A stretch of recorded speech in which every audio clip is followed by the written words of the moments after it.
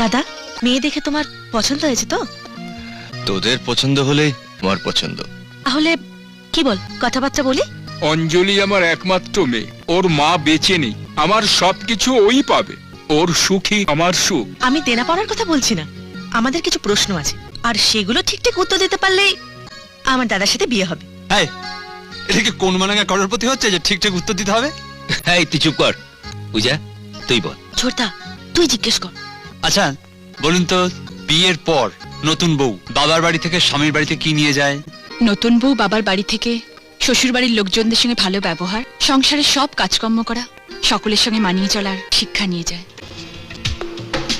একটা নতুন মেয়ে তার স্বামীর সঙ্গে কিভাবে মানিয়ে নেবে?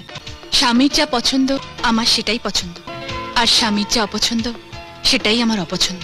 আমার একটা লাস্ট প্রশ্ন আছে, দাদার বউকে আমি কি বলে ডাকবো? বাবা মা যদি বেঁচে থাকেন তাহলে বৌদিকে বৌদি বলে ডাকতে হবে, আর বাবা মা যদি না থাকেন তাহলে বৌদিকে মা বলে ডাকতে হবে।